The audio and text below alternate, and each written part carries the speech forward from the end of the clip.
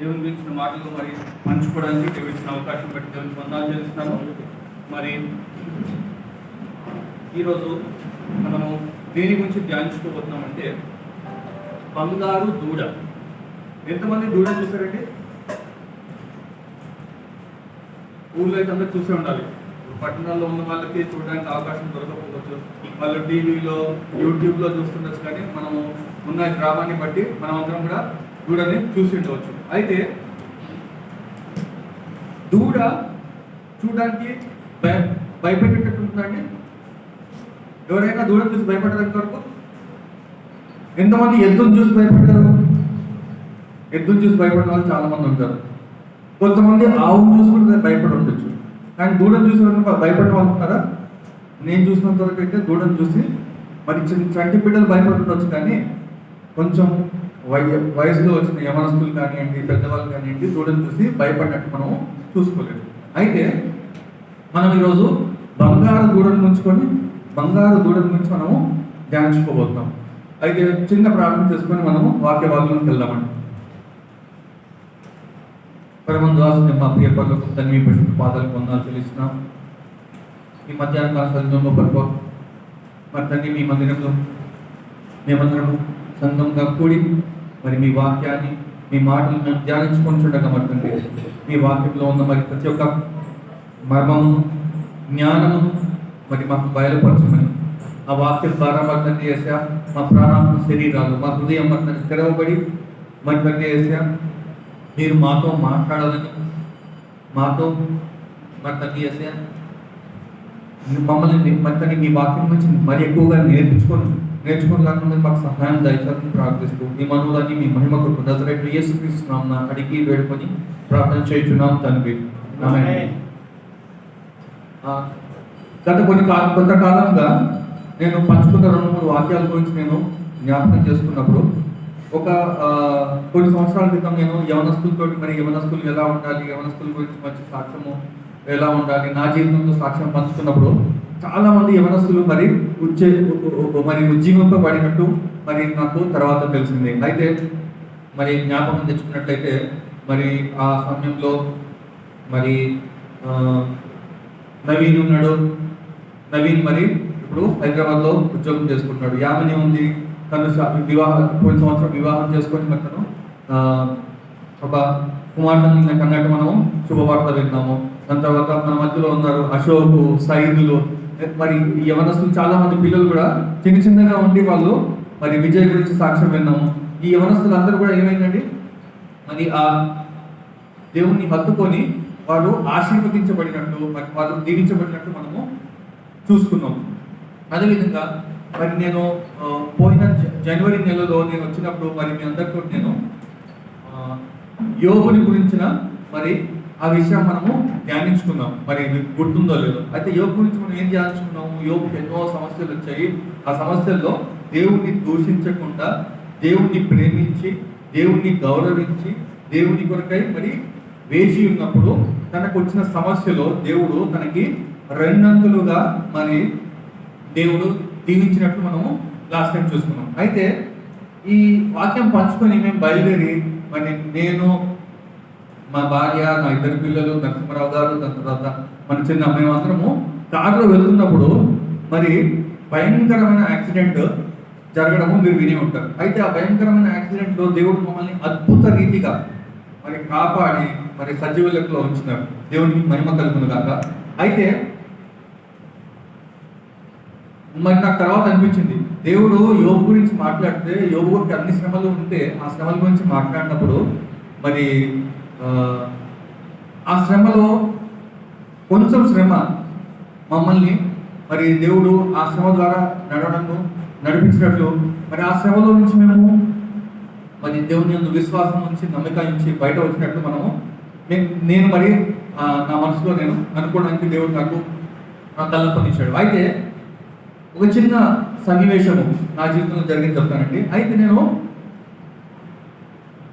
గత 7 సంవత్సరాలుగా మరి హైదరాబాద్కి దూరంగా నేను ఉద్యోగరీత్యా మరి బాంబేలో 4.5 సంవత్సరాలు, చెన్నైలో 2.5 సంవత్సరాలు, మొత్తం 7 సంవత్సరాలు నేను మరి కర్మంఘాట్కి దూరంగా, హైదరాబాద్కి దూరంగా మరి నేను మరి ఉద్యోగరీత్యా వెళ్ళడం జరిగింది. అయితే ఈ 7 సంవత్సరాల్లో నేను 1, 2, 3, 4 ఒక ముంబై పట్టణంలో 4.5 సంవత్సరాల్లో 3 ఇల్లు మారాను. దాని తర్వాత చెన్నై వచ్చినప్పటి నుంచి 2.5 సంవత్సరాల నుంచి ఒకటే ఇంట్లో ఉన్నాను.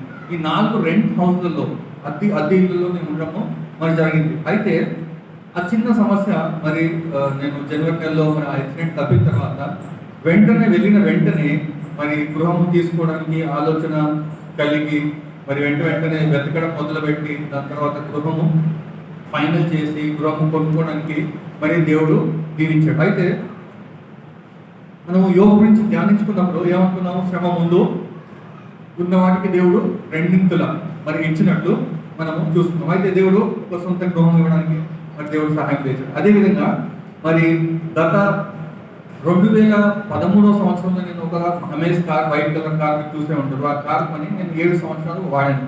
ఆ 7 సంవత్సరాలు వాడడం పూర్తయిన తర్వాత నేను జనవరిలో తిరిగి వెళ్ళిన తర్వాత ఫిబ్రవరిలో నేను కొత్త కారు మరి ఎర్టిగా కారు మరి 7 మంది కూర్చోగలిగిన కెపాసిటీ ఉన్న కారు కొనడానికి మరి దేవుడు సహాయం దయచేశాడు. అదేవిధంగా చూసుకున్నట్లయితే మరి పిల్లలు ఇద్దరు మంచి స్కూల్లో చదువుతున్నారు లాస్ట్ ఇయర్.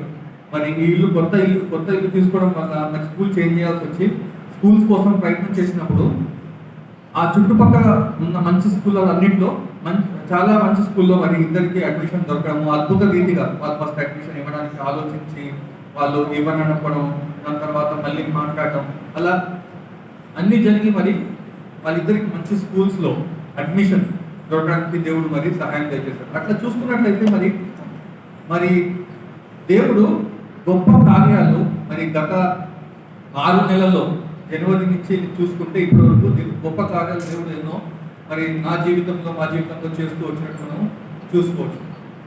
అయితే ఈరోజు నేను ఈ 2 విషయాలను పంచుకోదలుచుకున్నానంటే మనము పంచుకున్న వాక్యాన్ని బట్టి మనము ధ్యానించుకున్న వాక్యాన్ని దేవుడు మన జీవితాల్లో ఎలా నిర్వర్తిస్తున్నాడు, ఎలా జరిగేటట్లు మరి దేవుడు సహాయం చేస్తున్నాడు అనే విషయాల గురించి మనము ధ్యానించుకుంటూ ఈ 2 వాక్యాల గురించి నేను ఈ 2 పంచుకున్నాను. ఈ 2 జరిగిన విషయాలను బట్టి దేవుడు దాని తర్వాత ఇచ్చిన దీవెనలను జ్ఞాపకం చేసుకోవడం కోసము మీ మధ్యలో ఉంచడం కోసం మరి నేను ఈ 2 విషయాలు మరి తీసుకొచ్చడం జరిగింది. అయితే ఈరోజు ఒక విషయం మనము నేర్చుకోబోతున్నాం. ఏంటి అంటే బంగారు దూడ.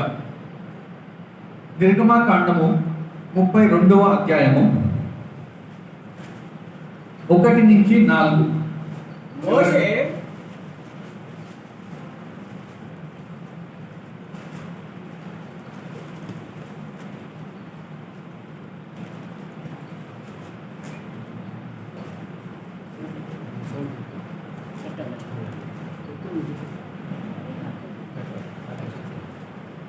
మోషే కొండ దిగకుండా కడవు చేయుట ప్రజలు చూచినప్పుడు ఆ ప్రజలు అహరోను వద్దకు కూడి వచ్చి,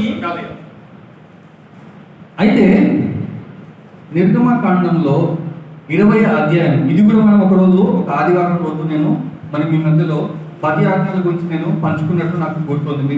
మరి మీకు ఎంతమంది గుర్తుందో లేదో కానీ 10 ఆజ్ఞల గురించి కూడా మనం ఒకసారి ఒక ఆదివారం రోజు మనం వాక్యం ధ్యానించుకున్నట్టు నాకు బాగా గుర్తు. అయితే నిర్గమకాండం 20వ అధ్యాయంలో మనం చూసుకున్నట్టయితే దేవుడు మరి ఇశ్రాయేలు జనాంగానికి మరి 10 ఆజ్ఞలు ఇచ్చి ఈ 10 ఆజ్ఞలు మీరు పాటించండి అని దేవుడు ఇచ్చినట్లు మనము చూసుకోవచ్చు. అయితే దేవుడు మరి మేఘ రూపంలో ఆ సినాయి కొండపై వచ్చి మరి వీళ్ళకి 10 ఆజ్ఞలు ఇచ్చినప్పుడు వీళ్ళు ఏమంటారు? దేవుడి ఆ స్వరము విని వీళ్ళు ఇశ్రాయేలీయులు ఏమంటారు? మాకు దేవుడు మాట్లాడితే మాకు భయం అవుతుంది. ఏమవుతుంది? భయం అవుతుంది. కాబట్టి మోషే నువ్వు దేవునితో మాట్లాడి దేవుడి దగ్గర విని మాకు చెప్పు. కాబట్టి వాళ్ళు ఏమన్నారు? మేము దేవుడితో మాట్లాడడానికి మాకు భయం, దేవుడు మాట్లాడితే మేము బ్రతకలేము, మేము చనిపోతామని భయపడి వాళ్ళు మోషేని మధ్యవర్తిగా మాట్లాడడానికి ఎంచుకున్నారు. అయితే వాళ్ళ దృష్టి దేవుడి వైపు నుంచి మరి మోషే వైపు మళ్ళీనమాట. అయితే మోషే మరి ఎప్పుడైతే 40 దినాలు 40 రాత్రులు మరి కొండ మీదకి వెళ్ళి దేవుని దగ్గర ఆజ్ఞలు తీసుకోవడానికి, దేవుని దగ్గర మరి ఆ లా అంటే ఏమంటారు, ఆ ధర్మశాస్త్రం రాయించబడిన ధర్మశాస్త్రం గురించి తీసుకోవడానికి వెళ్ళినప్పుడు దేవుడు మోషేకి చాలా విషయాలు చెప్తాడు. మీరు ఆదివార దినం అంటే సబ్బాతు దినమును ఎలా పాటించాలి, మీరు దాని తర్వాత ఏం భోజనం చేయాలి, ఏం భోజనం చేయకూడదు, దాని తర్వాత మీరు బలులు ఎలా అర్పించాలి, బలులు ఎలా అర్పించేటప్పుడు తీసుకోవాల్సిన నియమాలు ఏంటి, దాని తర్వాత మరి యాజకులు ఎటువంటి వస్త్రాలు వేసుకోవాలి, వాళ్ళు వస్త్రాలు వేసుకునే ముందు ఎలాంటి సిద్ధపాటు చేయాలి, దాని తర్వాత మీరు గుడారాలు అంటే దేవుని మందిరము ఎలా కట్టుకోవాలి. అప్పుడు మరి కట్టబడిన మందిరం కాకుండా గుడారాల్లో దేవుడు మరి వచ్చినట్టు మరి కట్టించబడినట్టు. ఎందుకంటే ఇశ్రాయేలీయులు ఐగుప్తు నుంచి మొదలయ్యి మరి వాళ్ళు కానానుకు ప్రయాణం చేయవలసింది.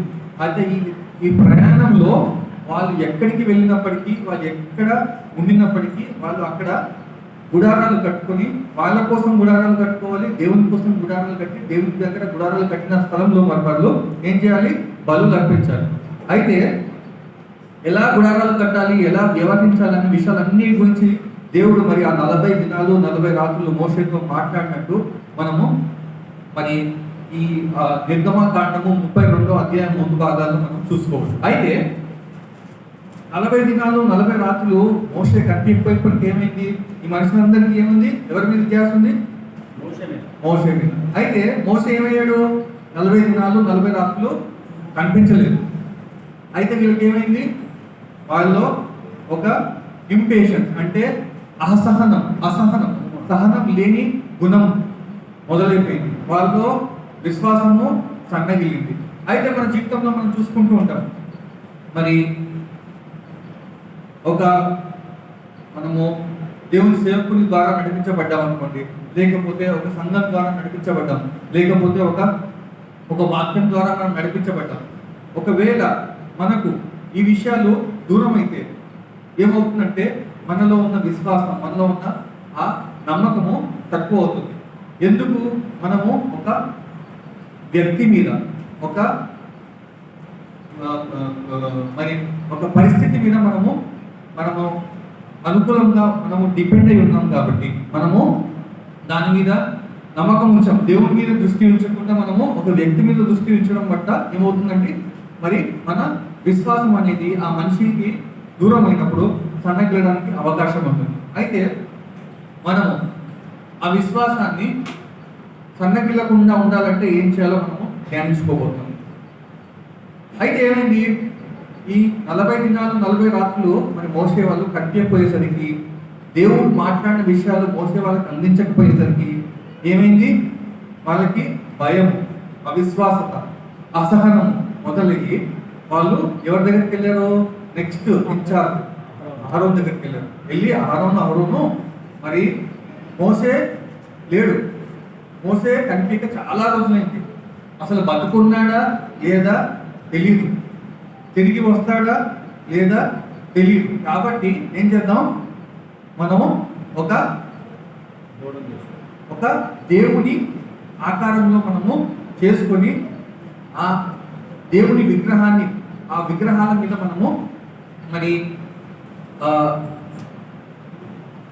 వెయిట్ చేద్దాం. ఆ విగ్రహాల మీద మనం ఏం చేద్దాం, మరి ఆనుకుందాము, ఆ విగ్రహాల మీద మనము మరి నిలబడదాం అన్నట్టు వాళ్ళు మరి ఆ సమయంలో మాట్లాడినప్పుడు అహరోను మరి భయంతో తను మరి గట్టిగా నిలబడలేదు.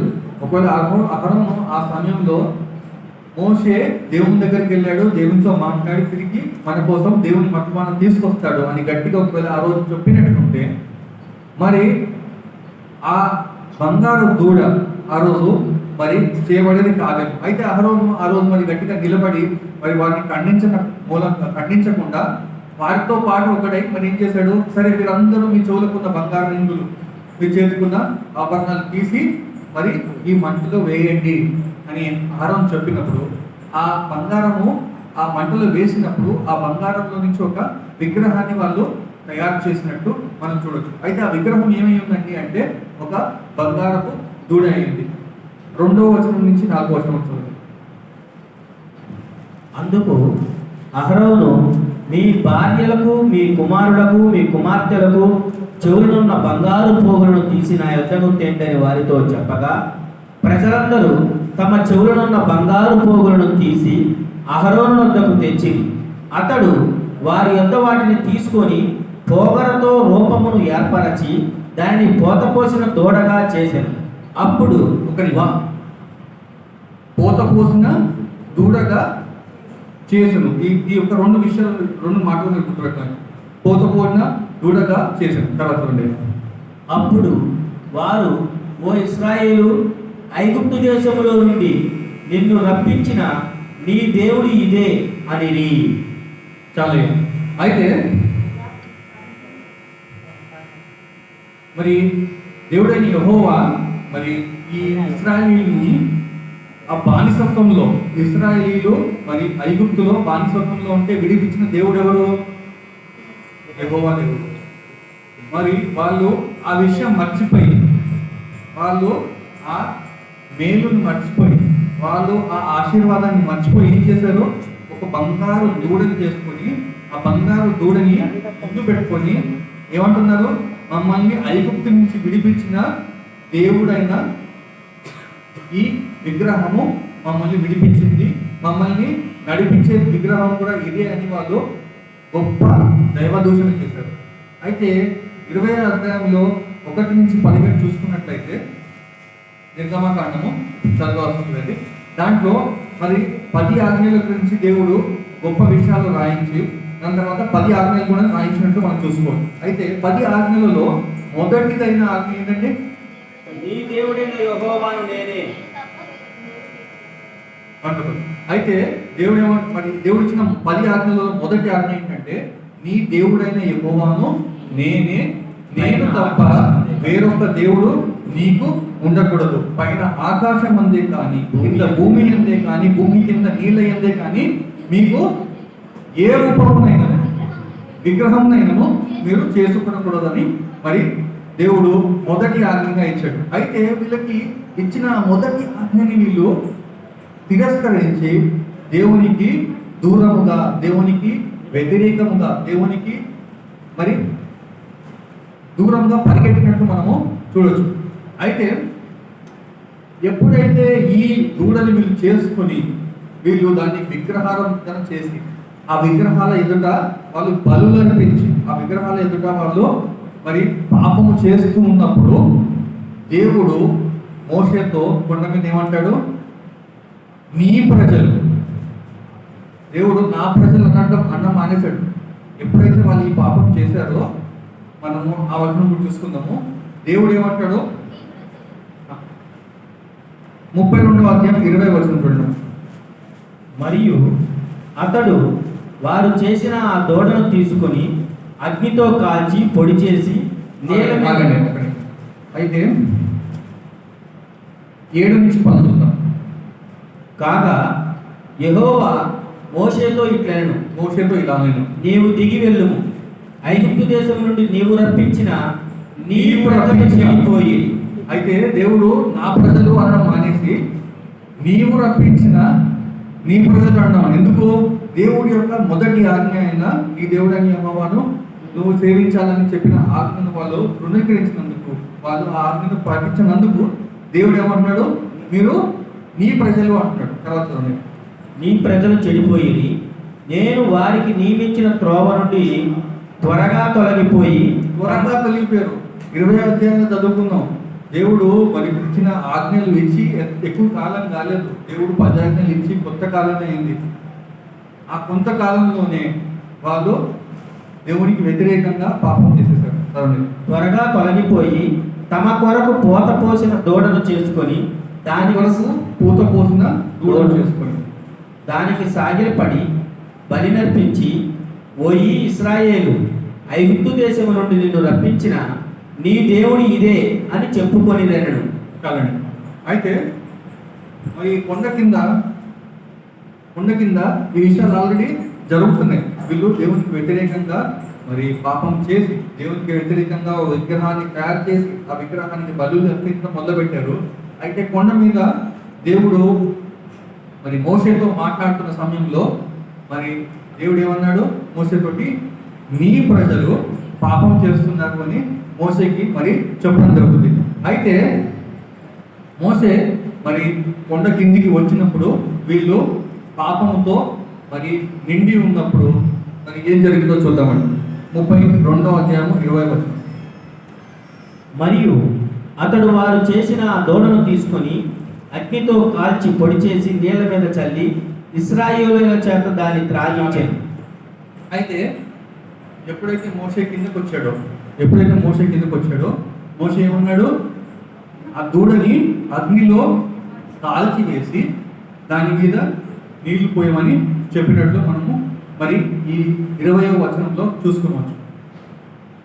సరే, మనం ఇప్పటి వరకు బంగారు దూడల గురించి, అది ఎందుకు చేయబడింది, ఎలా చేయబడింది, ఎలా దాన్ని కాల్చబడింది మనము మరి ధ్యానించుకున్నాము. మన జీవితాల్లో ఎంతమంది జీవితాల్లో మరి ఒక బంగారు దూడను మనము విగ్రహంగా చేసుకుంటున్నాం. మరి ఈ నిర్గమకాండంలో బంగారపు దూడ మన కాలంలో ఏమై ఉండొచ్చండి? ఒక వ్యసనం అయి ఉండొచ్చు, ఒక బలహీనత అయి ఉండొచ్చు, ఒక పాపం అయి ఉండొచ్చు. మన జీవితంలో ఉన్న అటువంటి వ్యసనము, పాపము, బలహీనత ఒక బంగారపు దూడగా ఉండి ఉండొచ్చు. అయితే ఈ బంగారపు దూడ అయిన ఆ వ్యసనాన్ని, ఆ పాపాన్ని మనము ఎలాగా కాల్చివేయాలి, ఎలాగా దాన్ని మనము మరి దాన్ని కాల్చి మనము ఆ విగ్రహాన్ని మన నుంచి, మన హృదయం నుంచి, మన శరీరం నుంచి, మన మనసు నుంచి, మన తలంపుల నుంచి తీసేయాలి అన్న విషయం దేవుడు మనతో ఈరోజు ఈ మధ్యాహ్నకాల సమయంలో మాట్లాడాలని అనుకుంటున్నాడు. ఆ విగ్రహము చాలా పెద్ద విగ్రహం అయి ఉండొచ్చు. మరి మద్యపానం అయి ఉండొచ్చు, ధూమపానం అయి ఉండొచ్చు, వ్యభిచారం అయి ఉండొచ్చు, లేకపోతే చిన్న చిన్న పాపాలు అయి ఉండొచ్చు. మనకు అనిపించవచ్చు ఈ దూడ చిన్నది, షోకేస్లో పెట్టుకుంటే చాలా చూడడానికి ముద్దుగా ఉంది కాబట్టి నా షోకేస్లోనే పెట్టుకుంటా. ఆ షోకేస్ ఏంటి? మన హృదయం. మన హృదయం చిన్న దూడ ఉంచుకోవచ్చు. ఎంత చిన్నది అంటే అబద్ధం, లేకపోతే అసూయ, కోపము, ద్వేషము, అహంకారం. మనకు దానివల్ల అనిపించవచ్చు, అరే ఇది చాలా సర్వసాధారణమే, ఇది ఉంటే ఏం కాదులే. ఈ చిన్న దూడని మనము మన హృదయాల్లో ఉంచేసుకున్నాం. ఇది పెద్ద దూడ కాదు, ఇది వ్యభిచారం కాదు, ఇది మద్యపానం కాదు, ఇది ధూమపానం కాదు, ఇది అంత పెద్దది కాదు. కాబట్టి అంత పెద్దదైతే కాల్చేద్దాం, చిన్న చిన్నదైతే కాల్చకపోయినా పర్లేదు అని చాలామంది మనము మన జీవితంలో, మీరందరూ మాత్రమే కాదు, నేను కావచ్చు, మరి ప్రతి ఒక్కరు, ఇక్కడ ఉన్న ప్రతి ఒక్కరు కూడా కావచ్చు, మరి అలా అనుకొని మనము ఆ దూడల్ని మన హృదయాల్లో నిలవనిస్తున్నామేమో.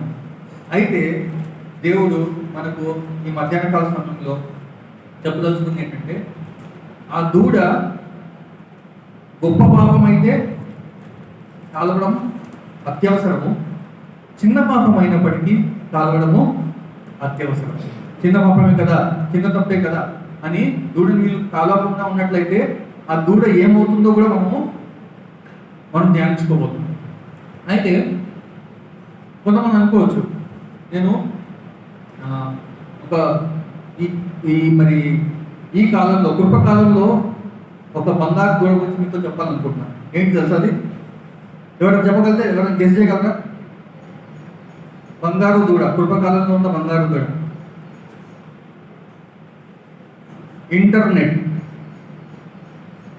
Internet, mobile, TV, laptop, iPad, tab, ఇది ఒక బంగారు దూడ. చూడడానికి చాలా ముద్దుగా ఉంటుంది, చిన్నగా ఉంటుంది, ముద్దుగా ఉంటుంది.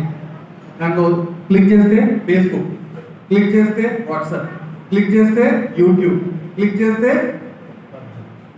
పబ్జి, క్లిక్ చేస్తే వీడియో గేమ్స్, క్లిక్ చేస్తే అది చూడడానికి చాలా ముద్దుగా ఉంటుంది. ఈ భయంకరమైన ఈ బలహీనతలోనికి మరి నా చిన్నపిల్లలు ఏడికి వెళ్ళారా? ఆల్రెడీ మరి వాళ్ళు మొబైల్లో యూట్యూబ్ చూస్తుండొచ్చు. వాళ్ళు ఆల్రెడీ ఆ దూడను పట్టుకొని ఉండొచ్చు. ముద్దైన దూడను పట్టుకొని ఏం చేస్తారు? మరి ఆ బలహీన వృత్తిలో వాళ్ళకి దాంట్లో వీడియో గేమ్ ఆడాలి, దానికి ఆ యూట్యూబ్లో మరి బొమ్మలు చూడాలి. చిన్నపిల్లలు మొదలించి, మరి నాకు ఆఫీస్లో 10 వాట్సాప్ గ్రూపులు ఉంటాయి, ప్రతి గ్రూప్లో నేను యాక్టివ్గా ఉండాలి. ప్రతి గ్రూప్లో ఏదైనా క్వశ్చన్ అడిగినా సరే, ఎవరికైనా హెల్ప్ కావాల్సిన నేను నా బాధ్యతగా చేయాలి. అది మాత్రమే కాకుండా ఫ్రెండ్స్ ఒక 10 మంది గ్రూప్స్ ఉంటారు. ఒకడు అంటాడు మోడీ ఇలా చేశాడు అంటే 10 నిమిషాలు 10 రోజులు మోడీ గురించి గొడవలు. ఇండియన్ క్రికెట్ మ్యాచ్లో వీడు ఇలా ఆడాడు, ఇలా ఆడబోటు అంటే దాని గురించి 10 రోజులు 10 మంది టైం వేస్తారు. ఇలా చిన్న చిన్న విషయాల్లో మరి ఆ ఇంటర్నెట్ అనే ఆ బంగారపు దూడ మనందరినీ, చిన్నపిల్లలు మొదలు పెట్టుకొని నన్ను, మరి పాస్టర్ గారు కావచ్చు, ఇంకా పెద్ద పాస్టర్ గారు కావచ్చు, ఎవరినైనా కావచ్చు, దానికి వయస్సు, రూపము, దాని తర్వాత సెక్స్ అంటే మొగ ఆడ, చిన్న పెద్ద ఏ తేడా లేదు. ప్రతి ఒక్కరిని మరి ఆ బంధకంలో బంధించే మరి శక్తి ఉన్న ఆ బంగారం దూడ. ఇది ఒక్కటే బంగారం అని చెప్పట్లేదు. కాకపోతే ఈ కాలంలో మన మధ్యలో ఉన్న బంగారం దూడ ఇది ఒకటి. మీకు ఒకవేళ బంగారు దూడ అనిపించకపోతే మీరు ఏం చేస్తారు? ఈ బంగారు దూడని ఫ్రేమ్ చేసుకొని గుండెల్లో పెట్టుకుంటారు. ప్రతిరోజు దాన్ని తెలియకుండానే విగ్రహారం చేస్తారు. కాబట్టి ఇది ఒక బంగారు దూడని మీరు జ్ఞాపకం ఉంచుకొని, అది ఎప్పుడైతే మీరు బంగారపు దూడని అర్థం చేసుకుంటారో దాన్ని ఎంత అవసరమో అంత. Internet important. ఇంటర్నెట్ ద్వారా దేవుడు పరిచయం జరుగుతుంది, దేవుని వాక్యం వ్యాపించబడుతుంది, దేవుని పాటలు మరి అందించబడుతున్నాయి. ఇంటర్నెట్ ద్వారా చాలా మంచి విషయాలు అవుతున్నాయి. కానీ ఆ జరిగే మంచి విషయాలు 2-3% అయితే చెడు విషయాలు ఎంత 99%. అయితే క్రైస్తవులైన మనము ఆ 1% మీద మాత్రమే ఫోకస్ ఉంచి మిగతా 99% మీద మనము ఫోకస్ తీసేయాలి. ఆ 1%లో కూడా మనము ఎంత సమయం స్పెండ్ చేస్తున్నాం మంచిదే. దాంట్లో వాక్యం వినడం మంచిది, దాంట్లో పాటలు వినడం మంచిది, దాంట్లో దేవుని విషయాలు మనం నేర్చుకోవడం మంచిది. కానీ దాని మీద దృష్టి పెట్టి మనము ఎంత సమయం దానికి కేటాయిస్తున్నాం, ఎంత సమయం మనం దేవునితో ఏకాంత సమయంలో కేటాయిస్తున్నాం అన్నది కూడా మనము చాలా ముఖ్యం అన్నమాట. అయితే ఇది ఒక బంగారు దూడ అనుకుందాం.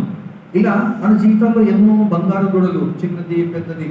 మనము బట్టల షాప్కి వెళ్ళామనుకోండి, సైజు రాసి ఉంటుంది. Small, medium, extra small, medium, large, XL, XXL, XXL.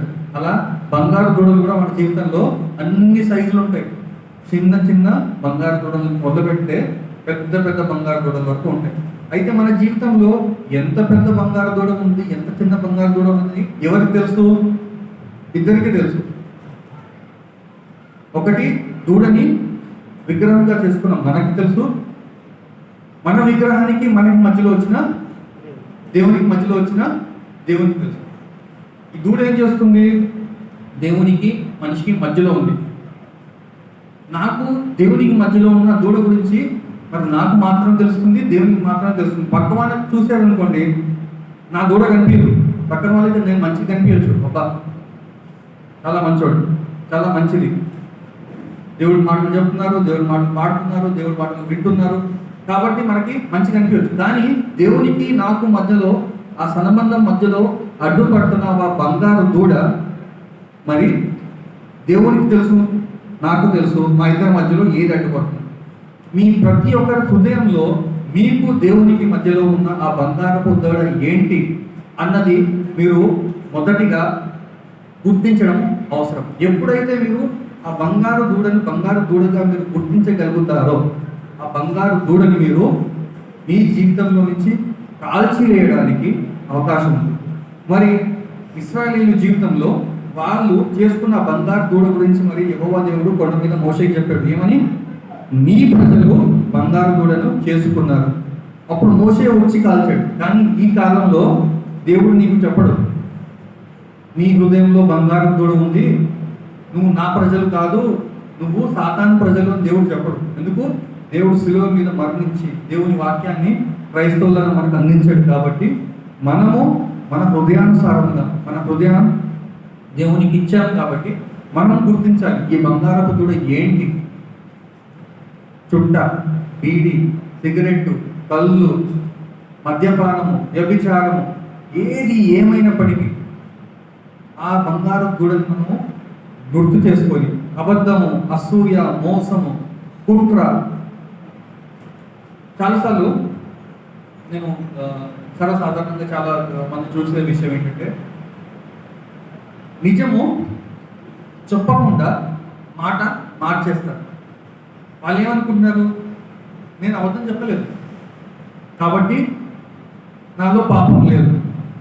ఎప్పుడైతే నిజం మనము దాచిపెట్టడానికి ప్రయత్నం చేస్తామో దానికి అర్థం ఏంటంటే మనము ఆల్రెడీ అబద్ధం ఆడేసాం. ఎప్పుడైతే నిజం మనము తప్పిపెట్టడానికి ప్రయత్నం చేసాం అనుకోండి, ఆల్రెడీ మనము అబద్ధం ఆడేసాం. ఎప్పుడైతే మనం నిజం చెప్పకూడదని మనం వేరే ప్రయత్నాలు చేస్తున్నాం, మన హృదయంలో మనకి మనం ఆల్రెడీ అబద్ధం చెప్పేసుకున్నాం. కాబట్టి చిన్న చిన్న అబద్ధమే కానివచ్చు, మోసమే కావచ్చు, కుట్రనే కానివచ్చు, మరి ఈ విషయాలు చిన్న చిన్న దూడలుగా మన హృదయాల్లో మరి విగ్రహాలుగా ఒకవేళ నిలిచిపోయి ఉంటే మనము దేవుడిని అడుగుదాం. మనం యాక్చువల్గా దేవుడు అడిగే అవసరం లేదు. దేవుడికి తెలుసు మన హృదయాల్లో ఉన్న దూడలు, బంగారు దూడలు ఏంటి, మన హృదయానికి తెలుసు మనకు దేవుడి మధ్యలో అడ్డుపడుతున్న ఆ బంగారు దూడలు ఏమిటి అని. ఎప్పుడైతే మనము ఆ బంగారు దూడను మనము గుర్తుపట్టగలుగుతామో ఆ బంగారు దూడను మనము కాల్చగలుగుతాం. ఒకవేళ మనం గుర్తుపట్టలేకపోతే కాల్చలేము. కాల్వాలి అంటే ఏం చేయాలి, మొదట గుర్తుపట్టాలి. కాబట్టి దేవుడు మనతోటి, మీ అందరితో మాత్రమే కాదు నాతోటి మనందరితో మాట్లాడాల్సిన విషయం ఏంటంటే మన హృదయాల్లో దాచి ఉంచబడిన ఆ బంగారపు దూడ వంటి విగ్రహంని మనము గుర్తించి దాన్ని మరి అగ్నిలో కాల్చవేయాలని మరి దేవుడు మనతోటి ఈరోజు మాట్లాడదలుచుకున్నాడు. అదేవిధంగా మనం చూసుకున్నట్లయితే మరి 3 విషయాలు. Do not depend on man. మనం మొదటగా చూసుకుంది ఏంటి, ఇశ్రాయేలీయులు దేవుడు మాతో మాట్లాడితే మేము చనిపోతాము అని వాళ్ళు మోషే మీద దృష్టి ఉంచాడు. మోషే కనిపించకపోయేసరికి వాళ్ళ దృష్టి మొత్తం ఎక్కడికి వెళ్ళింది, దూడ వైపు వెళ్ళింది. ఎప్పుడైతే మనం మనిషి వైపు, ఒక వస్తువు వైపు, ఒక ప్రక్రియ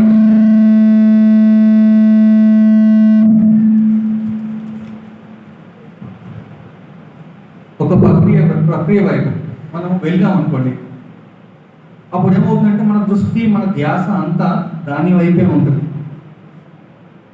ఒకవేళ మిమ్మల్ని దేవుని పాటలు మాత్రమే ఆకర్షిస్తున్నాయి అనుకోండి, మీ ఫోకస్ అంతా దేవుని పాటల మీద ఉంది, వాక్యం మీద లేదు, ప్రార్థన లేదు. ఒకవేళ మీరు కొన్ని రోజులు పాటలు పెట్టడానికి కుదరలేదు, లేకపోతే పాటలు మీకు సమయం దొరకలేదు, మీ దృష్టి ధ్యానం మొత్తము దేవుని పాటల మీద ఉంది, ఏమవుతుంది, దేవుడికి మీరు అనుకోకుండా దూరం అయ్యే అవకాశం ఉంది. దేవుని వాక్యములో దేవుడు ఉంటాడు. మనము ఆ విషయం కూడా ధ్యానించుకోబోతున్నాం. అయితే మనకు దేవునికి మధ్యలో సంబంధం ఎలా ఉండాలి అనే విషయంలో మనం ధ్యానించుకోబోతున్నాం. అయితే మొదటిగా మనం అంటే ప్రతి ఒక్కరు సర్వసాధారణంగా ప్రతి ఒక్క మనుషులు చేసే తప్పు ఏంటంటే ధ్యాస మనము దేవుని మీద నుంచి తీసేసి మనుషుల మీద, పరిస్థితుల మీద, లేకపోతే అనేకమైన పనిముట్ల మీద మనము మన ధ్యాస ఉంచినట్లు మనము చూసుకోవచ్చు. అయితే ఆ ధ్యాస మనుషుల మీద ఉంచకుండా దేవుని మీద మనం ఆధారపడడం ఎలా అన్న విషయాలు మనము 2 వచనాలు మనం చూసుకుందామండి. సామెతలు 121 1వ అధ్యాయము 1-2 వచనాలు. 121 అధ్యాయము 1-2 వచనాలు. కీర్తన సారీ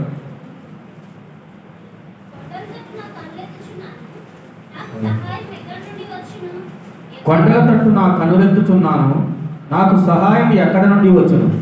యెహోవా వలననే నాకు సహాయము కలుగును, ఆయన భూమి ఆకాశములను సృజించినవాడు. చాలండి. అయితే మరి మనము కొండల వైపు చూస్తున్నాము. కొండలు అంటే మనకి ఇక్కడ చుట్టుపక్కల ఇక్కడ కొండలు కనిపించదు. అంటే కొండలు అంటే మన దృష్టిలో అదొక మనిషి కావచ్చు, అదొక ప్రక్రియ కావచ్చు, పాటలే కావచ్చు, లేకపోతే మీకు ఒక యూట్యూబ్లో ఎవరైనా ఫాలో అవుతారు ఒకటి, ఆ ఫాలో అయ్యే ఛానలే కావచ్చు, లేకపోతే ఏదైనా కావచ్చు, లేకపోతే మీరు డైరెక్ట్గా దేవుని వాక్యం చదవకుండా వేరే విషయాల మీద డిపెండ్ అయ్యే ప్రతి ఒక్క విషయం కూడా మీరు కొండల వైపు చూసినట్టు. అయితే ఎప్పుడైతే మీరు కొండల వైపు చూడడం మానేసి డైరెక్ట్గా దేవుని వైపు చూస్తారో అప్పుడు ఏమవుతుందండి, దేవుడు డైరెక్ట్గా మీతో మాట్లాడతాడు. దేవుడు డైరెక్ట్గా మీతో మాట్లాడాలంటే ఏం చేయాలి? ప్రతిరోజు దేవుని మాటలు వినాలి. దేవుని మాటలు మనం ఎలా వింటాము? మాటలు వినడానికి రెండు అవకాశాలు. ఒకటి, దేవుడు వాక్యమును మనం చదివినప్పుడు, పాత నిబంధన గ్రంథం కానివ్వండి, కొత్త నిబంధన గ్రంథం కానివ్వండి, దేవుడు మరి ఎన్నో జనరేషన్స్ అంటే ఎన్నో మరి వందల వేల సంవత్సరాలు మన పూర్వీకుల ఎడగా దేవుడు జరిగించిన వేలు, వాళ్ళతో దేవుడు మాట్లాడిన విషయాలు తిరిగి అదే విషయాల ద్వారా దేవుడు మనతో మాట్లాడడానికి ప్రయత్నం చేస్తాడు. కాబట్టి ఎప్పుడైతే మనము ఈ దేవుని గ్రంథము బైబిల్ని మనం చదవడానికి ప్రయత్నం చేస్తాము, ఎక్కువ దేవుడిని చదివినప్పుడు బైబిల్ ద్వారా దేవుడు ఏం చేస్తాడు? మనతో మాట్లాడతాడు. ఒకవేళ దేవుని విషయాలు, బైబిల్లో ఉన్న విషయాలు నేను మీకు చెప్తున్నాను, మీరు నా వైపు చూసి నేను చెప్పింది మాత్రమే విన్నారనుకోండి, మీరు మీ ధ్యాస మనిషి వైపు, ఒక పాస్టర్ వైపు, లేకపోతే ఒక వ్యక్తి వైపు, ఒక వ్యక్తి చెప్పే ఆ వాక్యం వైపు మాత్రమే ఉంది. అదే వాక్యము మీరు చదివి ఉంటే మీరు డైరెక్ట్గా దేవుని దగ్గర నుంచి విన్నట్టు. మీరు కొండల వైపు కన్నులు ఎత్తుతున్నారు అంటే చూడొద్దు అని కాదు, కాకపోతే దేవుని దగ్గర నుంచి కూడా మీరు స్వతహాగా వినాలి. దేవుని దగ్గర నుంచి మీరు స్వతహాగా మరి విని మీరు నేర్చుకోవాలన్న విషయము మీరు జ్ఞాపకం ఉంచవలసిన మరి ఈ సమయంలో మీరు చెప్పాల్సింది. సామెతలు 16:9.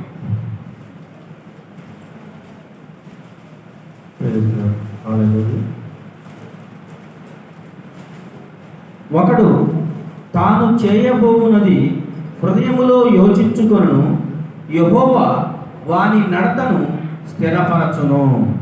చాలండి. అయితే ఏం చేయాలంటే ఫస్ట్ ఒకడు తాను చేయబోవునది హృదయంలో ఆలోచించుకుంటాడు. మనం ఫస్ట్ దేవుని తట్టు తిరగాలి, దేవుని దగ్గర నుంచి వినాలి. మన హృదయంలో ఉన్న విగ్రహాలు తీసేయాలి, మన హృదయంలో ఉన్న బంగారు దూడను కాల్చివేయాలి అని మనం ఒకవేళ నిర్ధారించుకుంటే దేవుడు ఏం చేస్తాడండి? స్థిరపరుస్తాడు. ఆ ఆలోచనని, ఆ కోరికని దేవుడు స్థిరపరిచి నెరవేరుస్తాడు. అదేవిధంగా మనుషుల మీద ఆధారపడద్దు, దేవుని మీద ఆధారపడాలి అన్న విషయం మనము ఆలోచించుకున్నాం. రెండో విధంగా do not make life idols. అంటే మనము మన జీవితాల్లో చిన్న చిన్న విగ్రహాల నుంచి పెద్ద పెద్ద విగ్రహాలుగా చేసుకోవద్దు అన్న విషయాన్ని మనము మరి ఆల్రెడీ మనము మాట్లాడుకున్నాం, దాన్ని విస్తారంగా మాట్లాడుకోవడం జరిగింది. మరి పెద్ద దూడలు ఏంటి, చిన్న దూడలు ఏంటి, రకరకాల దూడలు మన జీవితంలో ఉండొచ్చు. ప్రతి విధమైన దూడని మనము ఏం చేయాలండి? కాల్చివేయాలి. ఆ కాల్చివేయడం అనే వాక్యం మనం ఆల్రెడీ చదువుకున్నాము. 32వ అధ్యాయం, నిర్గమకాండం 32వ అధ్యాయం 20వ వచనం చదువుకున్నాము. మళ్ళీ తిరిగి చదివే అవసరం లేదు. అయితే ఆ దూడని ఏం చేశాడు? మోసే ఏం చేశాడు? దాన్ని కాల్చివేయమని మరి తను మరి ఆజ్ఞాపించినట్టు చూస్తున్నాం. ఎప్పుడైతే మన హృదయంలో ఆ విగ్రహాలను మనం గుర్తించగలుగుతామో, ఆ విగ్రహాలను కాల్చుకున్నట్లయితే మరి దేవునితో మన సంబంధము తిరిగి ఏర్పాటు చేయబడదు. ఎప్పుడైతే ఆ దూడ కాలిందో అప్పుడు తిరిగి దేవుని దూతలు, దేవుని మరి నడిపింపు ఇశ్రాయేలీయులకి దొరికినట్లు మనం చూసుకోవచ్చు. మరి 33వ అధ్యాయం తర్వాత మరి మనం పాత నిబంధనలో చాలా సార్లు మనం చూస్తాము, దేవుడి హస్తము ఇశ్రాయేలీయులకు తోడే ఉంది. వాళ్ళకి కానాను దేవుడు అందించాడు. ఎప్పుడైతే వాళ్ళకి కానాను దొరికిందో వాళ్ళకి కానాన్ని ఏమంటారండి బైబిల్లో? పాలు తేనెలు ప్రవహించే దేశం. అయితే ఇప్పటికీ 2021 సంవత్సరాలు పూర్తయిపోయి యేసు ప్రభు భూమి మీదకి వచ్చి తిరిగి లేచి మరి మనకి 2021 సంవత్సరాలు అయిపోయింది. ప్రపంచంలో ఉన్న దేశాలన్నింటిలో కూడా ప్రత్యేకంగా ఉంచబడిన దేశం ఏంటండి? ఇశ్రాయేల్ దేశం. వాళ్ళు చేసిన టెక్నాలజీ డెవలప్మెంట్ రైట్ నౌ, మనం ఇప్పుడు గూగుల్ మ్యాప్ ఎంతమంది వాడినారు? చాలా మంది ఇప్పుడు గూగుల్ మ్యాప్ అసలు అడ్రస్లు తెలియకపోయినా సరే ఒకసారి మనం ఒక అడ్రస్ వేసాం అనుకోండి, మనకి కరెక్ట్గా ఎన్ని నిమిషాల్లో వెళ్తాము, ఎన్ని గంటలకి చేరుతాము, ఏ దారిలో ట్రాఫిక్ ఉంది, ఏ దారి ట్రాఫిక్ వెళ్ళకూడదు, ఏ దారిలో ట్రాఫిక్ లేదు, ఏ దారిలో వెళ్ళాలి అన్నది కూడా మనకి గూగుల్ మ్యాప్స్ చెప్తుంది. అయితే ఈ టెక్నాలజీని కనిపెట్టింది కూడా ఇస్రాయేల్. అలాంటి గొప్ప గొప్ప టెక్నాలజీస్ కనిపెట్టిన ఇశ్రాయేలీయులకి దేవుడు ఈ రోజుకి వాళ్ళు దేవుణ్ణి విసర్జించి దేవునికి దూరంగా పరిగెత్తినప్పటికీ దేవుడు వాళ్ళని ప్రత్యేకంగా ఎన్నుకున్న జనాంగం కాబట్టి వాళ్ళని దీవిస్తూ వచ్చినట్టు మనము ఇప్పటికీ చూడవచ్చు. అయితే మరి ఇశ్రాయేలీలు ఎప్పుడైతే ఆ బంగారు దూడని కాల్చారో, దేవుడు నా ప్రజలు కారు నీ ప్రజలు అనడం మొదలు పెట్టిన దేవుడు వాళ్ళని క్షమించి, అఫ్కోర్స్ మోషే వాళ్ళని దేవుడిని బతిమలాడాడు. ఏమని?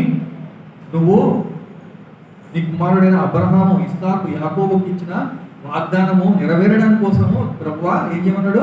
వీళ్ళని క్షమించు అని దేవుడిని బతిమిలాడినప్పుడు దేవుడు కోపం చల్లార్చుకొని, లేకపోతే దేవుడు ఏమంటాడు మోషేతోటి? వీళ్ళందరినీ ఇక్కడే నశింపజేసి నేను మోషే అయిన నీ ద్వారా నేను అనేక దేశాలను పుట్టించబోతాను అని మోషేకి చెప్పిన మోషే అంటే రబ్బా వద్దు, ఒకవేళ మీరు వీళ్ళని నశింపజేస్తే ఐగుప్తులు వాళ్ళ దేవుడైన యెహోవా వాళ్ళను విడిపించి అరణ్యంలో నశింపజేశాడని వాళ్ళు నవ్వుకుంటారు. ప్రభు, నువ్వు నీ కుమారుడని అబ్రహాము, నీ స్నేహితుడైన అబ్రహాము, ఇస్సాకు, యాకోబులైన నువ్వు ఇచ్చిన వాగ్దానం ప్రకారం ఏం చేయమంటాడు?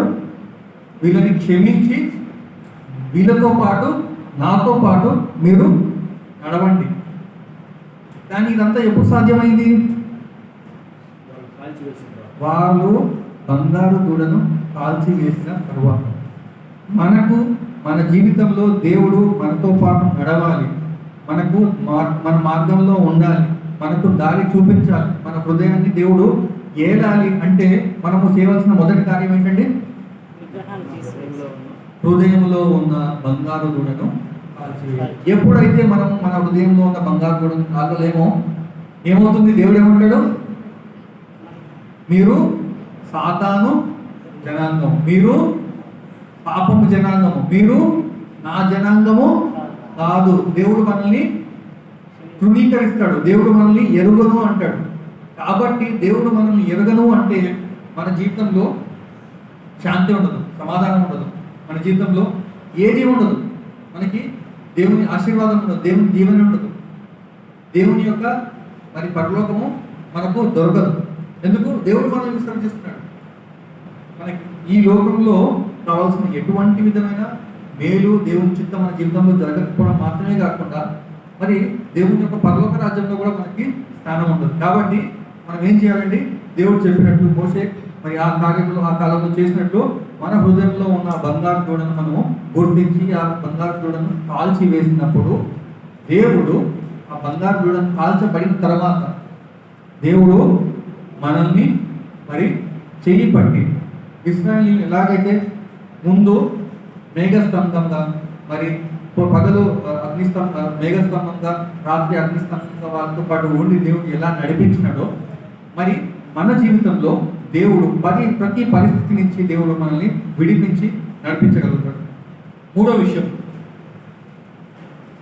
దేవుని మనుషుల కోసము మనము మరి దేవునిలో నడిపించబడడం కోసము మన మనుషుల కోసం చూడకూడదు.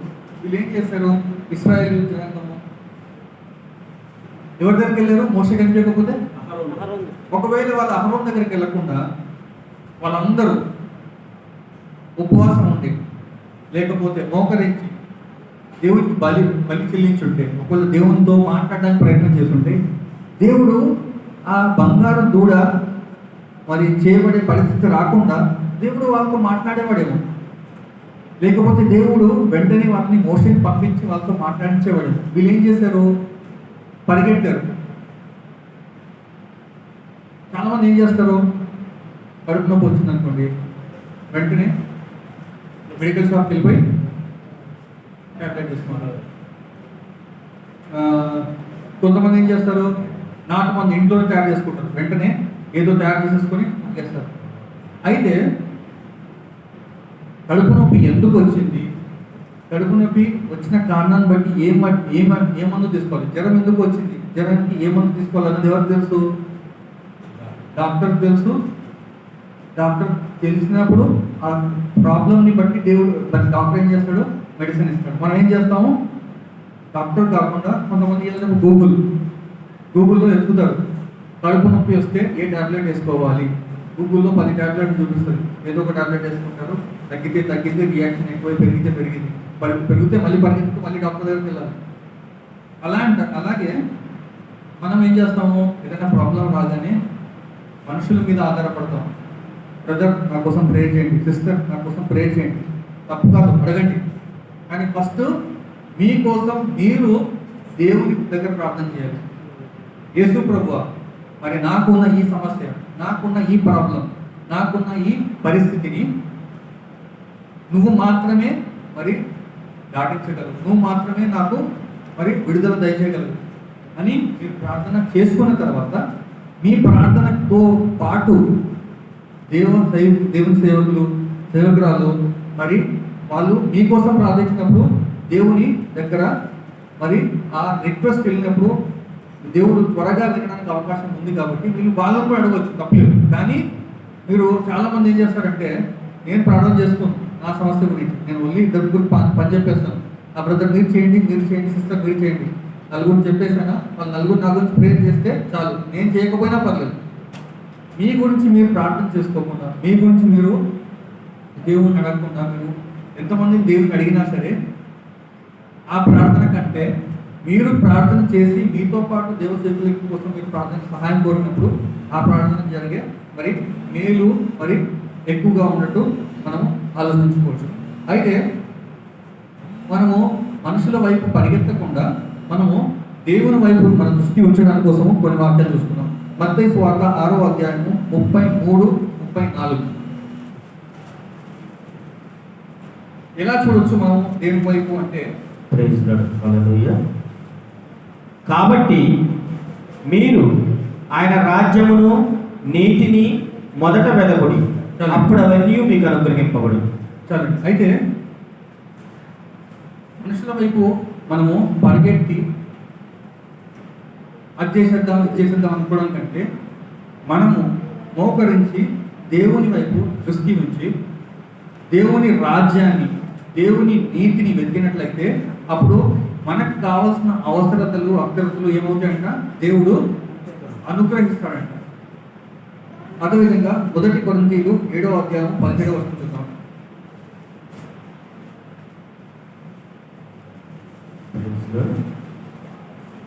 అయితే అవిశ్వాసి అయిన వాడు ఎడబాసిన ఎడబాయవచ్చును, అట్టి సందర్భములలో సహోదరికైనను నిర్బంధము లేదు, సమాధానముగా ఉండుటకు దేవుడు మనలను పిలిచి ఉన్నాడు. సరే, అదేవిధంగా 1 పేతురు 3:15, 16. ఏ విధంగా మనము దేవుణ్ణి అడ్డుకట్టగలిగి మరి దేవుని మీద ఆనుకోగలుగుతాం అన్న విషయాలు మనం ఈ వాక్య ద్వారా మరి 2-3 వచనాల ద్వారా మనం చూస్తాం. నిర్మలమైన మనస్సాక్షి కలిగిన వారై మీలో ఉన్న నిరీక్షణను గూర్చి మిమ్మును హేతు అడుగు ప్రతి వానికి సాత్వికముతోనూ భయముతోనూ సమాధానము చెప్పుటకు ఎల్లప్పుడూ సిద్ధముగా ఉండి మీ హృదయముల యందు క్రీస్తును ప్రభువుగా ప్రతిష్ఠించుడి. అప్పుడు మీరు దేని విషయమై దుర్మార్గులను దూషింపబడుదురో దాని విషయమై క్రీస్తునందున్న మీ సత్ప్రవర్తన మీద అపనింద వేయు వారు సిగ్గుపడుదురు.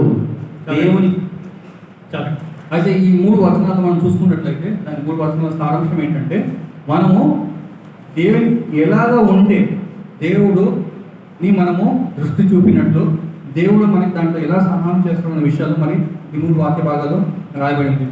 ఒక విషయం, ఒక ప్రశ్న మిమ్మల్ని అందరినీ అడుగుదాం అనుకుంటున్నాను. ఎంతమంది ఈరోజు పళ్ళు తోముతున్నారు? సరే, నాకు అర్థం కావట్లేదు. ఎంతమంది తోముకోలే చేయలేదు? ఒక్క చేయి కూడా చూడలేదు. ఎంతమంది ఈరోజు బైబిల్ చదవలేదు?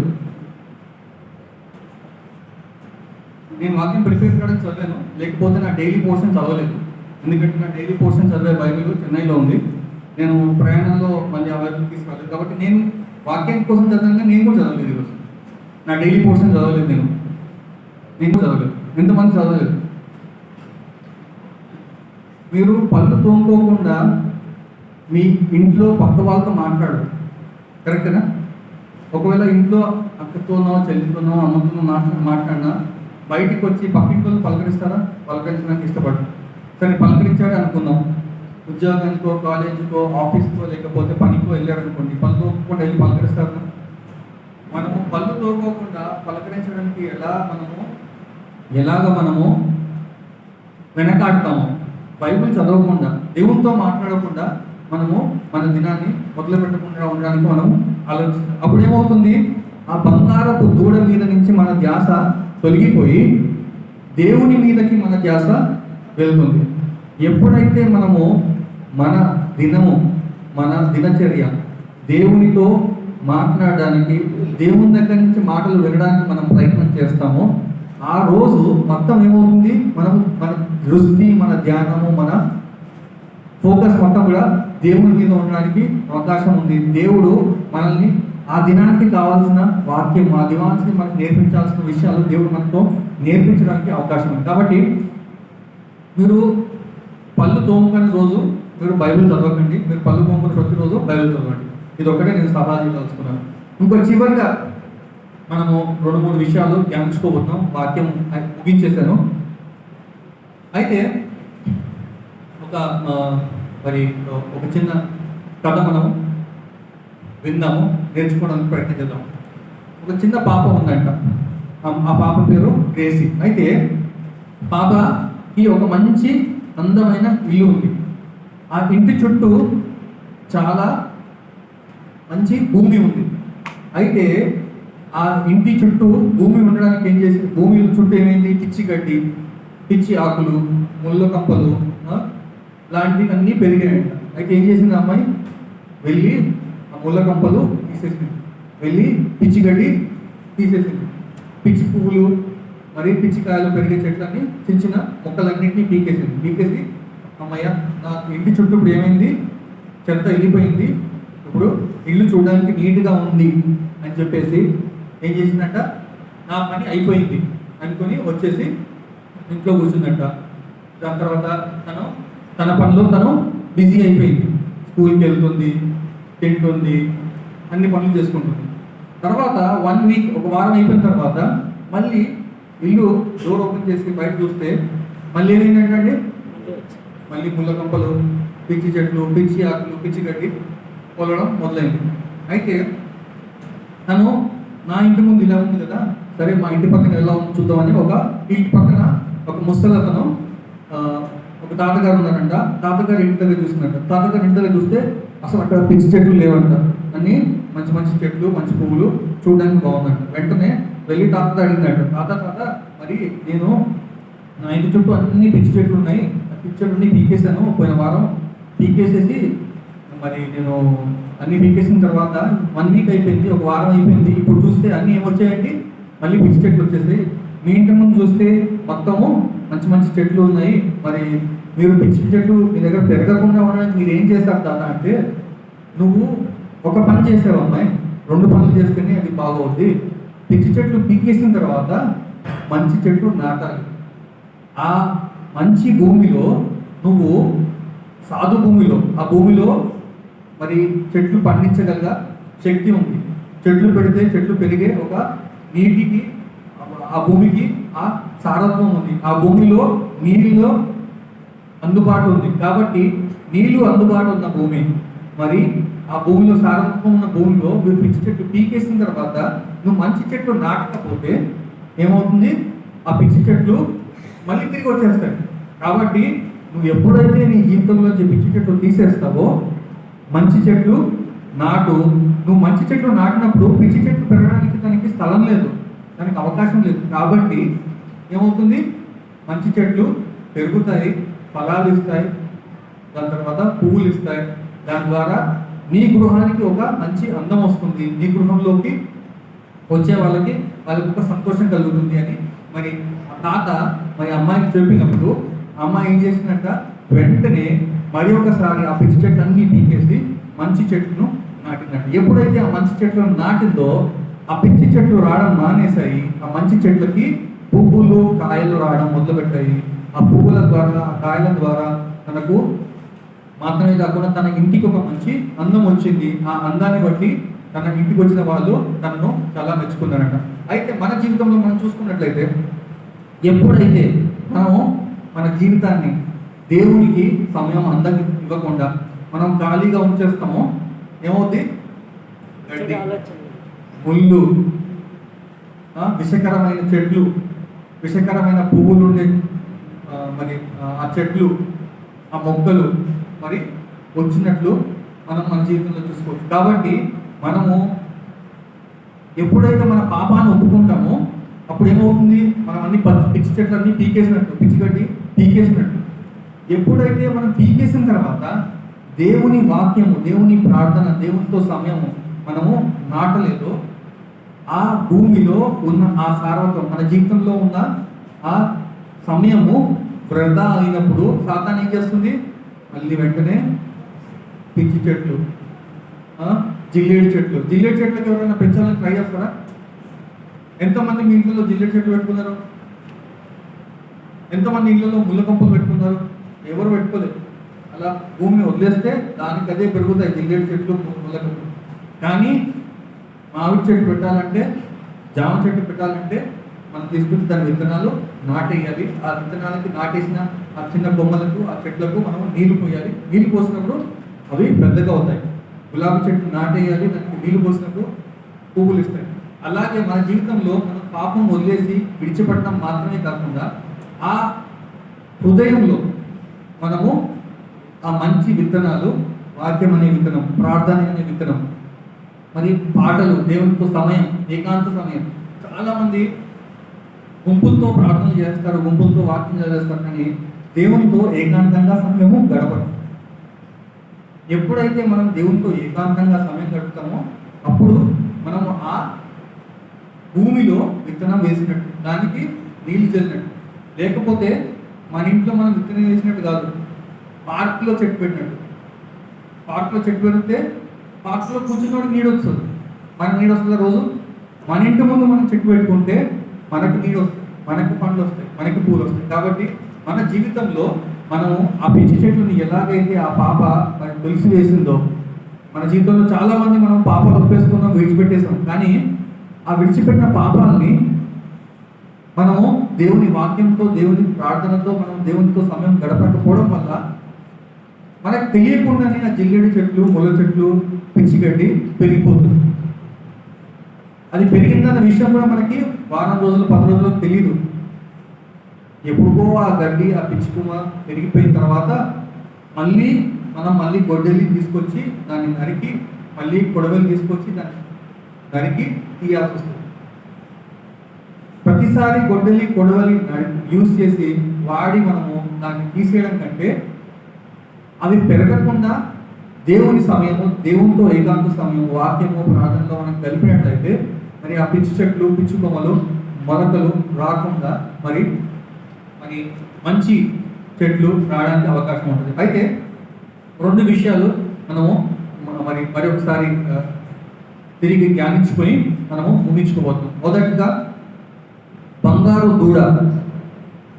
అది పెద్దదై ఉండొచ్చు, చిన్నదై ఉండొచ్చు, మీడియం సైజ్ అయి ఉండొచ్చు. ఏ సైజ్ అయినప్పటికీ దేవునికి మనకి మధ్యలో వచ్చే ఆ బంగారు దూడను మనము గుర్తించి దాన్ని కాల్చివేయాలి. మనుషుల మీద భారం వేయకుండా, మనుషుల మీద దృష్టి ఉంచకుండా దేవుని మీద దృష్టి ఉంచాలి. 3వది మరి మనుషుల వైపు పరిగెత్తకుండా, పరిస్థితుల వైపు పరిగెత్తకుండా మనము దేవుని వైపు మరి పరిగెత్తి, దేవుని వైపు, దేవుని మీద మనము ఆధారపడి ఉండాలి. ఈ 3 ఒక భాగం అయితే, 2వది ఎలాగైతే పిచ్చి గడ్డిని పీకినప్పుడు, పిచ్చి చెట్లను పీకినప్పుడు మనం దాన్ని ఖాళీగా ఉంచుతామో మళ్ళీ తిరిగి ఆ పిచ్చి గడ్డి, పిచ్చి చెట్లు రావడానికి అవకాశం ఎలాగైతే ఉందో మన జీవితంలో అలాంటి మనం విడిచేసిన పాపాన్ని మనం విడిచేసాము అని చెప్పి మనము దేవుని వైపు చూడకుండా మనం ఉంటే మనం తప్పు చేయట్లేదు అనుకుంటాం, మనం తప్పు కాదు అనుకుంటాం. కానీ మనం దేవుడు మనలో లేకపోతే మళ్ళీ వచ్చేది ఏంటంటే ఆ పిచ్చి గడ్డి, పిచ్చి చెట్లు, జిల్లేడు చెట్లు. కాబట్టి ఆ ఖాళీగా మన హృదయాన్ని, మన శరీరాన్ని, మన మనసుని ఉంచకుండా దేవుని వైపు దృష్టి దాల్చడానికి దేవునిలో సమయం, ఏకాంత సమయం, దేవునిలో ప్రార్థన, ఏకాంత ప్రార్థన గడిపినప్పుడు మన హృదయంలో కాల్చివేయబడిన ఆ బంగారు గూడని కాల్చివేయడంతో పాటు ఒక మంచి మొక్కని, ఒక మంచి విత్తనాన్ని మనం విత్తి దానికి రోజు నీళ్లు పోసినప్పుడు మంచి ఫలాలను ఎలా గెలుస్తుందో దేవుని యొక్క వాక్యం ద్వారా మన జీవితంలో ఎన్నో ఫలాలు మనము పొందుకోవడానికి అవకాశం ఉంటుంది. దేవుడి వాక్యం నేర్చుకుంటాం.